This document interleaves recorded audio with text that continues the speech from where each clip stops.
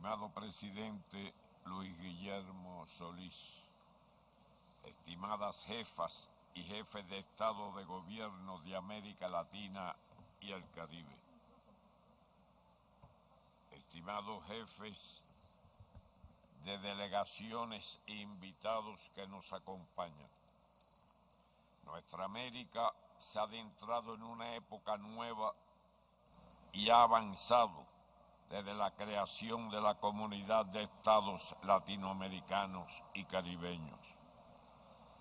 En sus objetivos de independencia, soberanía sobre sus recursos naturales, integración, construcción de un nuevo orden mundial, justicia social y democracia del pueblo, por el pueblo y para el pueblo. Existe hoy un compromiso con la justicia y el derecho de los pueblos superior al de cualquier otro periodo histórico. Juntos somos la tercera economía a nivel mundial, la zona con la segunda mayor reserva petrolera, la mayor biodiversidad del planeta y con una alta concentración de los recursos mineros globales. Desarrollar la unidad en la diversidad, la actuación cohesionada y el respeto a las diferencias seguirá siendo nuestro primer propósito y una necesidad ineludible, porque los problemas del mundo se agravan y persisten grandes peligros y recios desafíos que trascienden las posibilidades nacionales e incluso subregionales.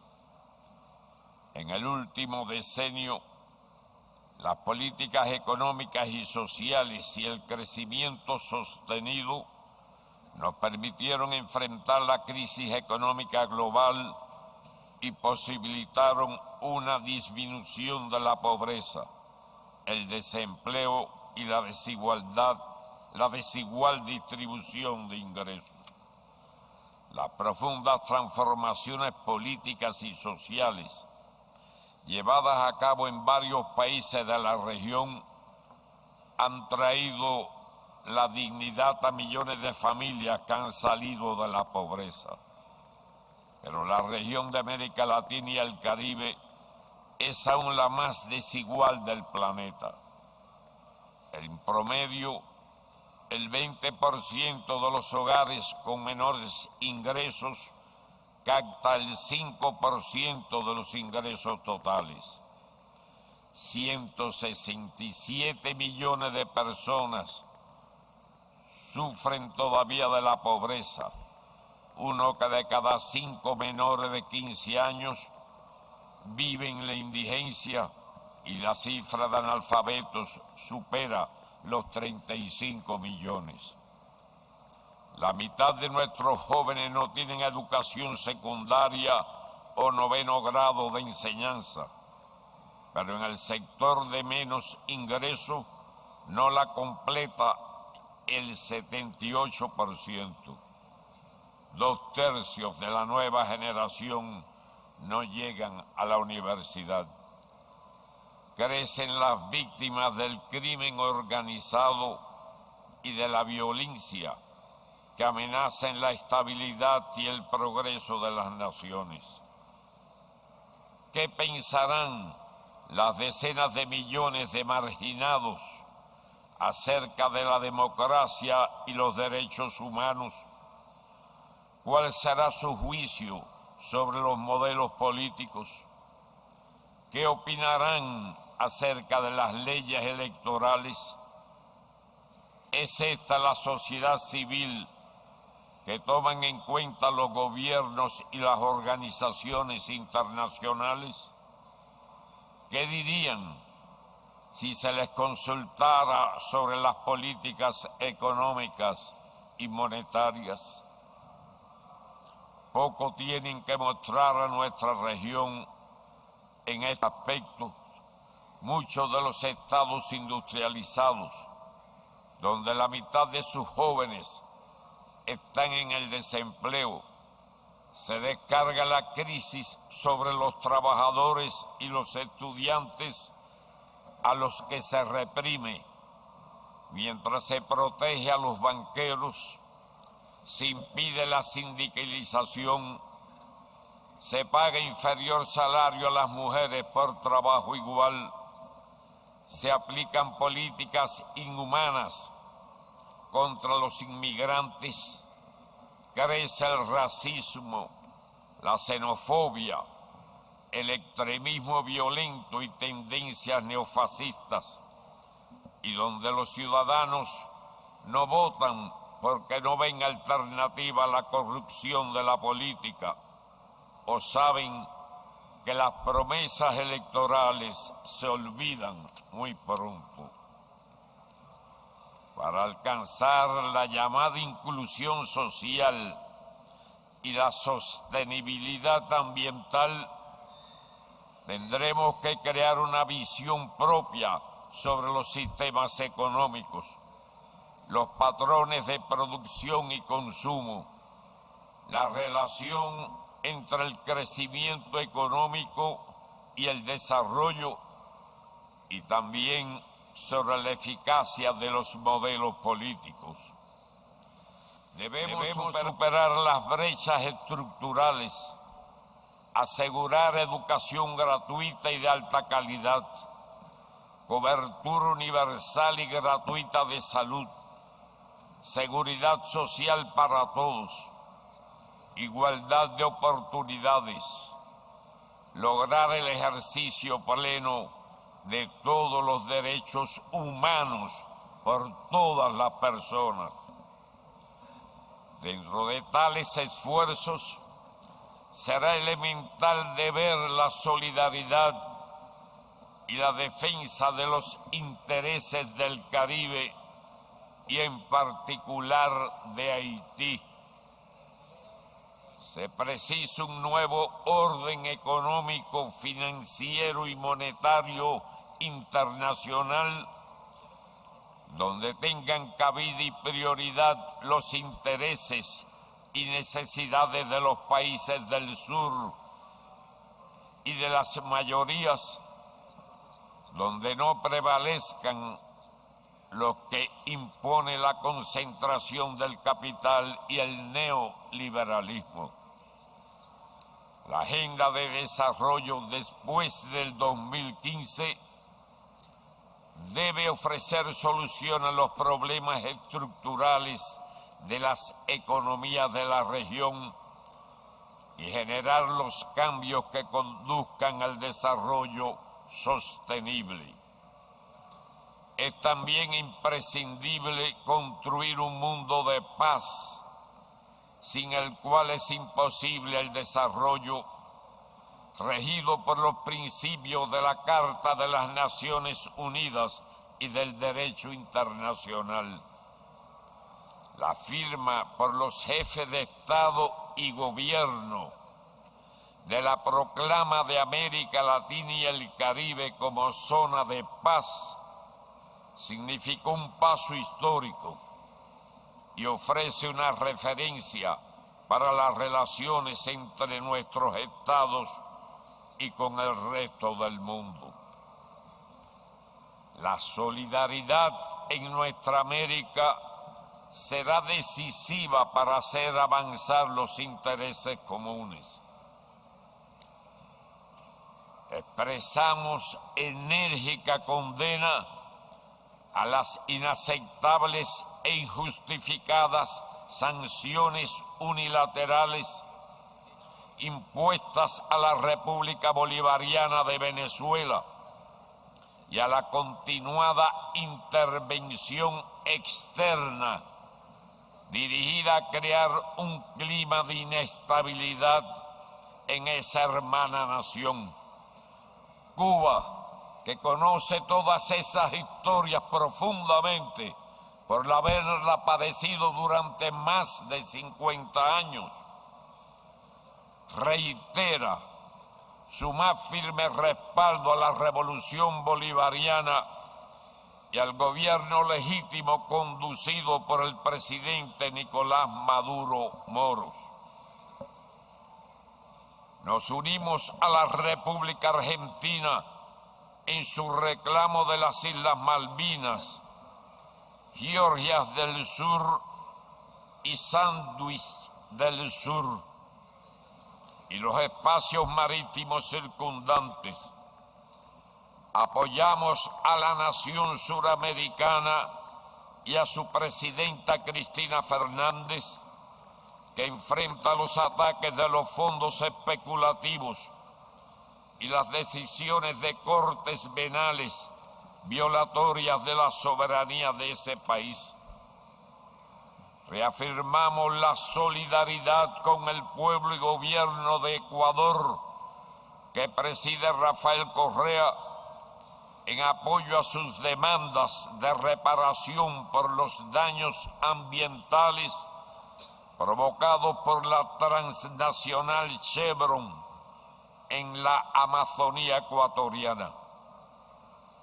Como hemos dicho en otras ocasiones, la comunidad estará incompleta mientras falte Puerto Rico. Su situación colonial es inadmisible y su carácter latinoamericano y caribeño no admite lugar a dudas. En el proceso de paz de Colombia son significativos los acuerdos alcanzados por el gobierno y las Fuerzas Armadas Revolucionarias de Colombia, Ejército del Pueblo, en la mesa de conversaciones que se desarrolla en La Habana. Nunca antes se había avanzado tanto en la dirección de alcanzar la paz. Cuba, en su condición de garante y sede de estas conversaciones, proseguirá brindando las facilidades necesarias y contribuyendo en todo lo posible al fin del conflicto y la construcción de una paz justa y duradera en la hermana Colombia.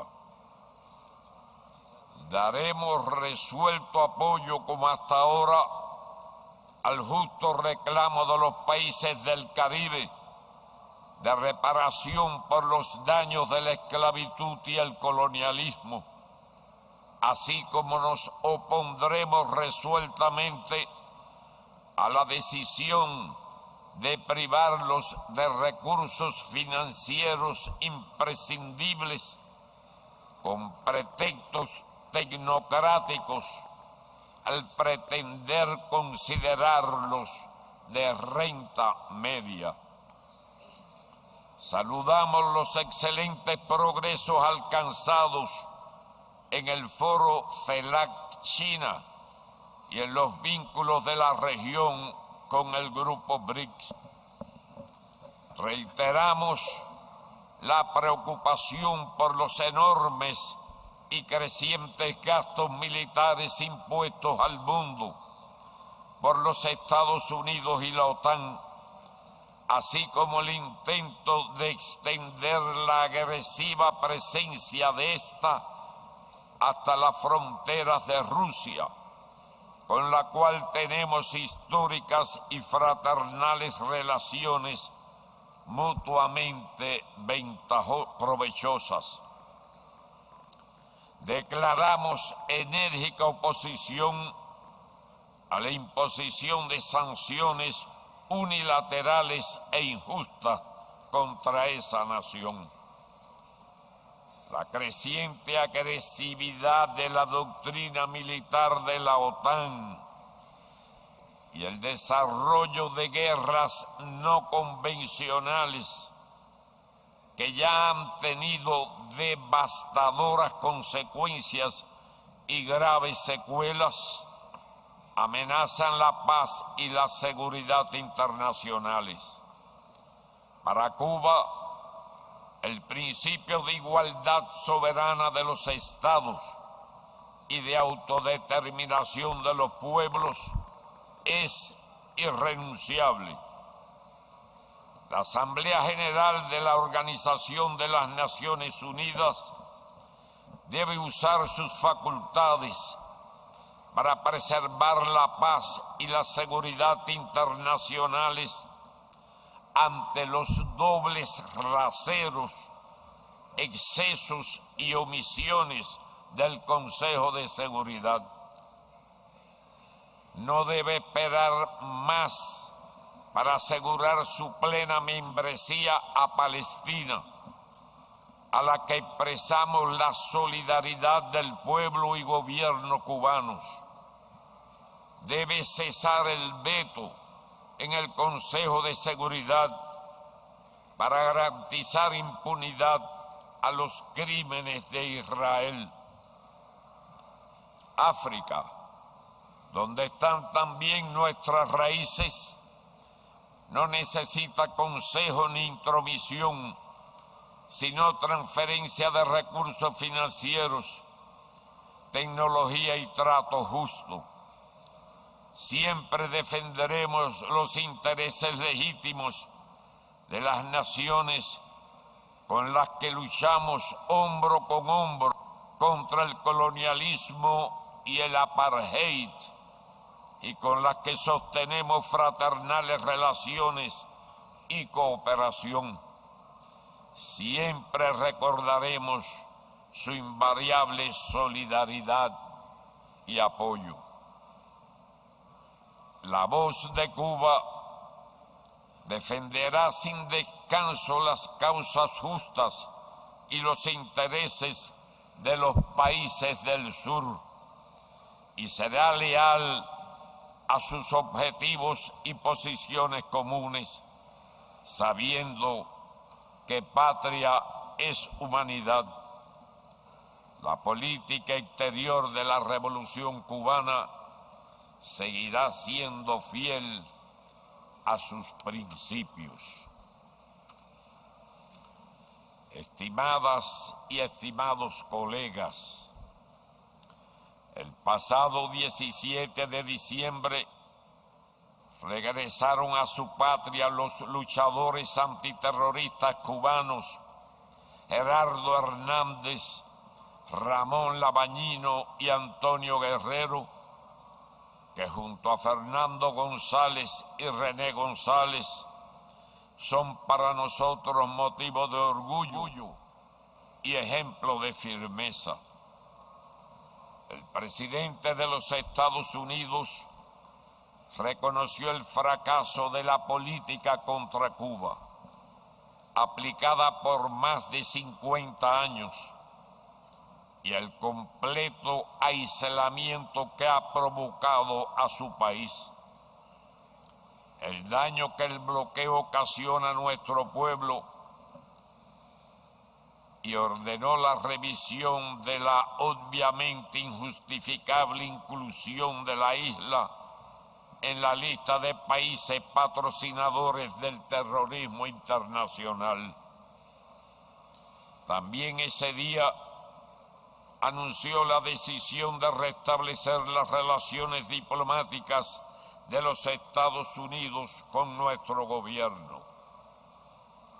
Estos cambios son el resultado de casi siglo y medio de heroica lucha y fidelidad a los principios del pueblo cubano. Fueron también posibles gracias a la nueva época que vive nuestra región y al sólido y valiente reclamo de los gobiernos y pueblos de la CELAC. Han sido una reivindicación para nuestra América, que actúa en estrecha unidad por este objetivo en la Organización de las Naciones Unidas y en todos los ámbitos. Precedidos por la Cumbre del ALBA en Cumaná, Venezuela, los debates sostenidos en el 2009 en la Cumbre de las Américas en Puerto España, Trinidad y Tobago, llevaron al presidente Obama recién electo a plantear un nuevo comienzo con Cuba. En Cartagena, Colombia, en el 2012, se produjo una fuerte discusión con un planteamiento unánime y categórico contra el bloqueo.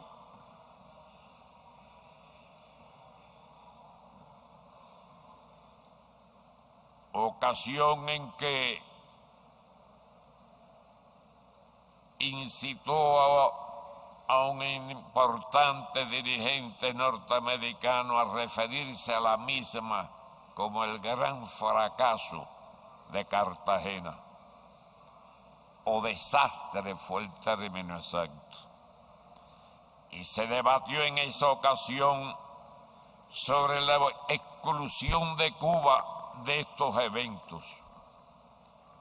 Ecuador, en protesta, había decidido ausentarse. Venezuela, Nicaragua y Bolivia plantearon que no asistirían a otra cumbre sin Cuba y recibieron el apoyo de Brasil, Argentina y Uruguay. La Comunidad del Caribe asumió igual postura. México y las restantes naciones se pronunciaron a sí mismos. El presidente panameño Juan Carlos Varela, antes de su toma de posesión, hizo saber con determinación que invitaría a Cuba, con plenos derechos e igualdad de condiciones, a la 7ª Cumbre de las Américas, y así lo hizo. Cuba inmediatamente declaró que asistiría. Se demuestra la certeza de Martí cuando escribió que un principio justo desde el fondo de una cueva puede más que un ejército.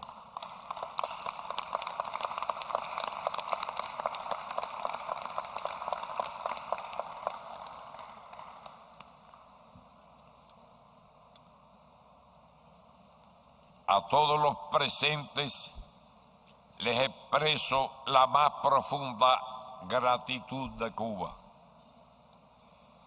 A los 188 estados que votan contra el bloqueo en las Naciones Unidas, a los que hicieron similar reclamo en la Asamblea General, cumbres y conferencias internacionales, y a todos los movimientos populares, fuerzas políticas, parlamentos y personalidades que se movilizaron incansablemente con ese objetivo, les agradezco sinceramente a nombre de la nación.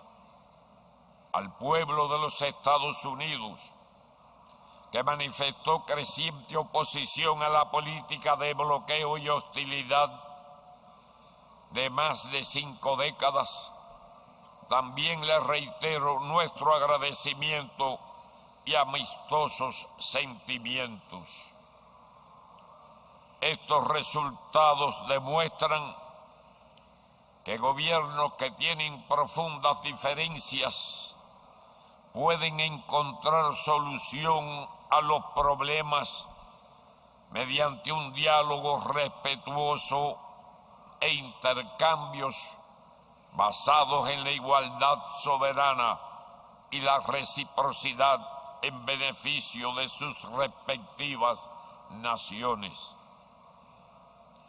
Como he afirmado reiteradamente, Cuba y los Estados Unidos debemos aprender el arte de la convivencia civilizada, basada en el respeto a las diferencias entre ambos gobiernos y en la cooperación en temas de interés común, que contribuya a la solución de los desafíos que enfrentan el hemisferio y el mundo. Pero no se debe pretender que para ello Cuba tenga que renunciar a sus ideales de independencia y justicia social, ni claudicar en uno solo de nuestros principios, ni ceder un milímetro en la defensa de la soberanía nacional.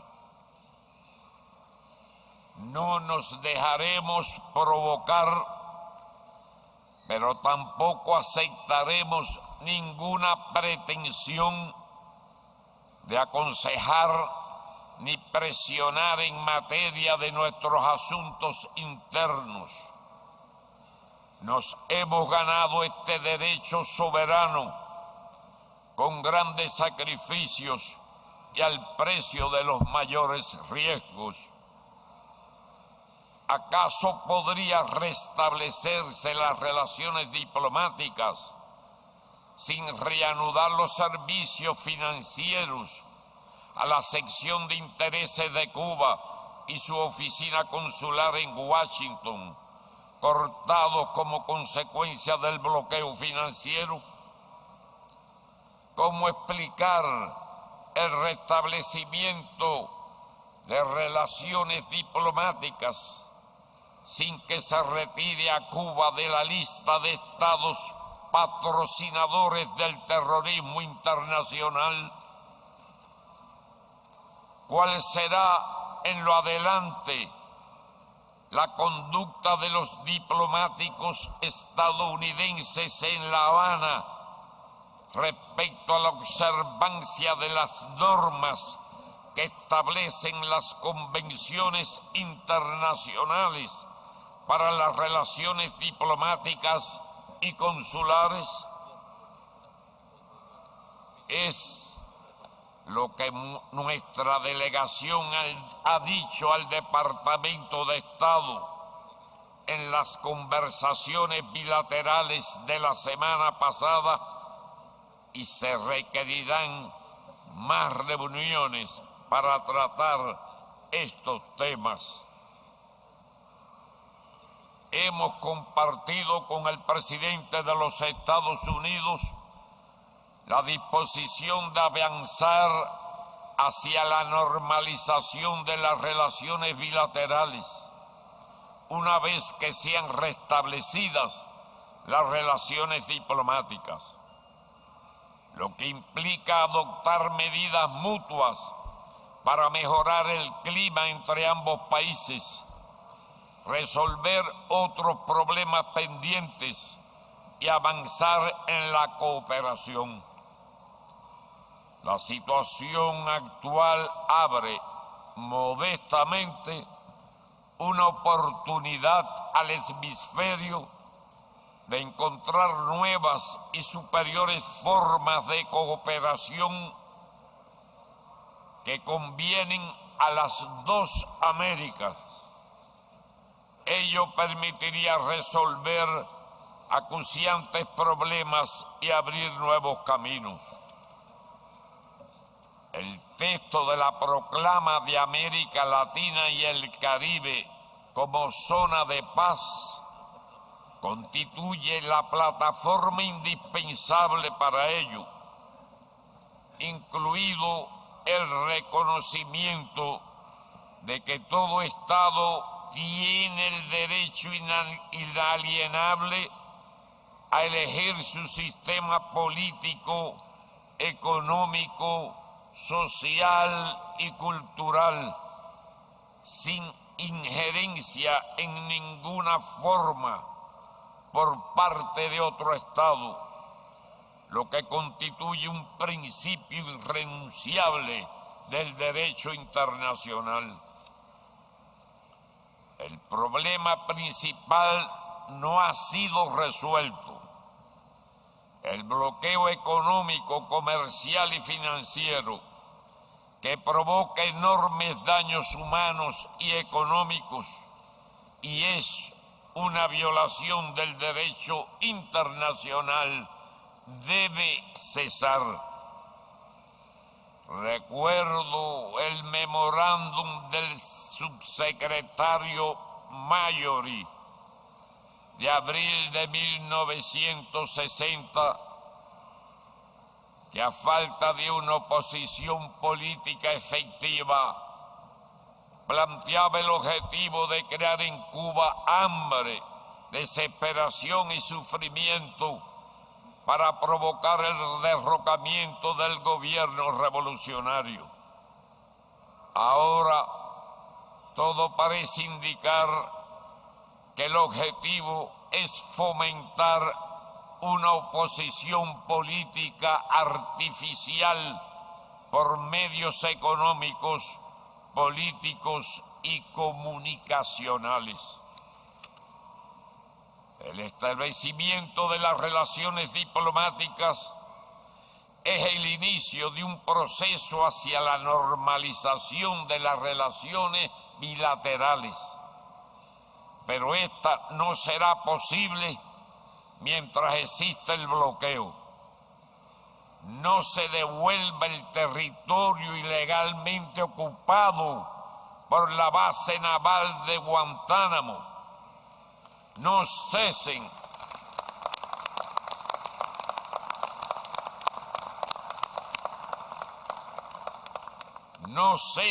las transmisiones radiales y televisivas violatorias de las normas internacionales. No haya compensación justa a nuestro pueblo por los daños humanos y económicos que ha sufrido. No sería ético, justo ni aceptable que se pidiera a Cuba nada a cambio. Si estos problemas no se resuelven, este acercamiento diplomático entre Cuba y los Estados Unidos no tendría sentido. No puede esperarse tampoco que Cuba acepte negociar los aspectos mencionados por nuestros asuntos internos absolutamente soberanos.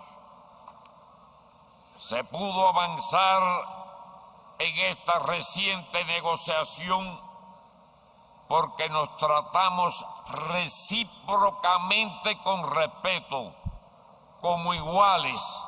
Para seguir avanzando, tendrá que ser así. Hemos seguido con atención el anuncio del presidente de los Estados Unidos de algunas decisiones ejecutivas para modificar ciertos aspectos de la aplicación del bloqueo. Las medidas publicadas son muy limitadas.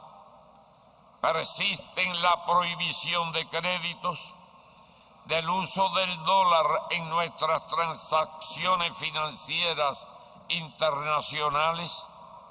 Se impiden los viajes individuales de norteamericanos bajo la licencia para los llamados intercambios pueblo a pueblo.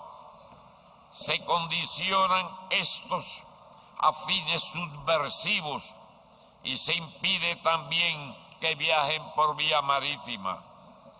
Continúa prohibida la adquisición en otros mercados de equipos y tecnologías que tengan más de un 10% de componentes norteamericanos, y las importaciones por Estados Unidos de mercancías que contengan materias primas cubanas, entre muchísimas otras.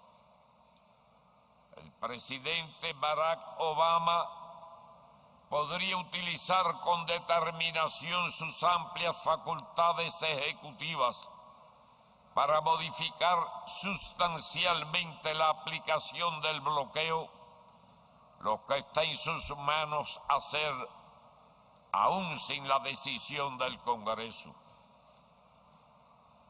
Pudiera permitir en otros sectores de la economía todo lo que ha autorizado en el ámbito de las telecomunicaciones, con evidentes objetivos de influencia política en Cuba. Ha sido significativa su decisión de sostener un debate con el Congreso con el objetivo de la eliminación del bloqueo. Los voceros del gobierno norteamericano han sido claros en precisar que cambian ahora los métodos, pero no los objetivos de la política, e insisten en actos de injerencia en nuestros asuntos internos que no vamos a aceptar. Las contrapartes estadounidenses no deberían proponerse relacionarse con la sociedad cubana como si en Cuba no hubiera un gobierno soberano.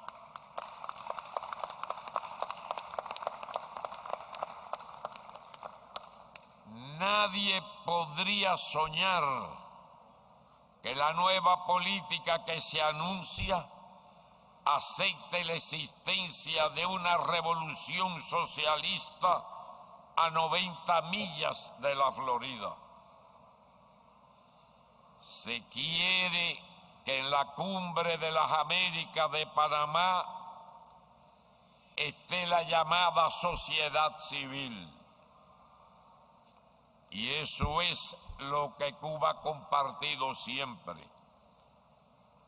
Protestamos por lo que ocurrió en la conferencia de la Organización Mundial de Comercio en Seattle, en la Cumbre de las Américas de Miami y Quebec, en la Cumbre de Cambio Climático de Copenhague,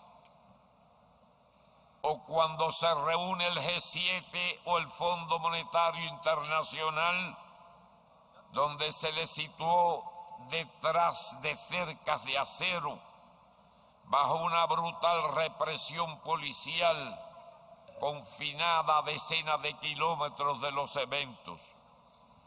Claro que la sociedad civil cubana asistirá, y yo espero que no haya restricciones para las organizaciones no gubernamentales de nuestro país, que obviamente no tienen ni les interesa tener ningún estatus en la OEA, pero sí cuentan con el reconocimiento de la ONU.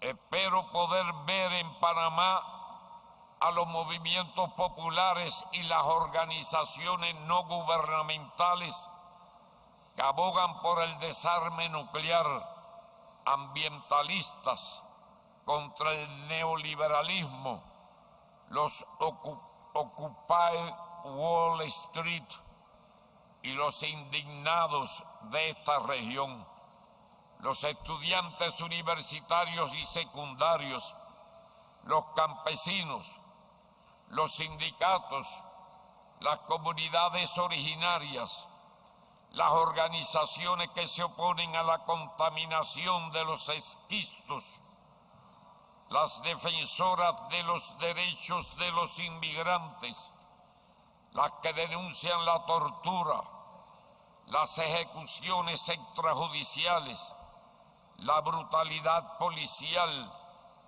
las prácticas racistas, las que reclaman para las mujeres salario igual por trabajo igual, las que exigen reparación por los daños a las compañías transnacionales. Sin embargo, los anuncios realizados el 17 de diciembre han concitado reconocimiento mundial y el presidente Obama ha recibido por ello muy amplio apoyo en su país.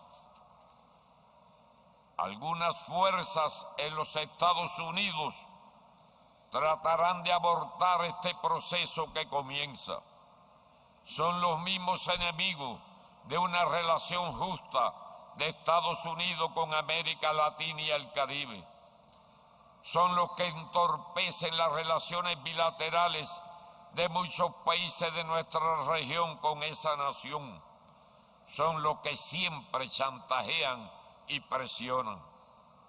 Sabemos que el cese del bloqueo será un camino largo y difícil, que requerirá el apoyo, la movilización y la acción resuelta de todas las personas de buena voluntad en los Estados Unidos y en el mundo.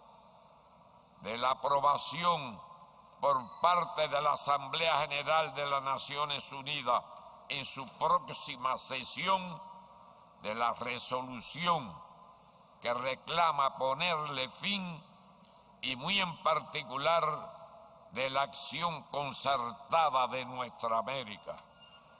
Estimadas jefas y jefes de Estado y Gobierno, estimados amigos, felicitamos a Costa Rica, al presidente Solís y a su gobierno por la labor desarrollada al frente de la CELAC.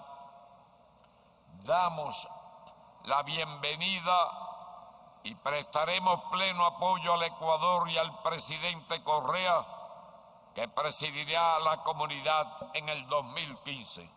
Muchas gracias.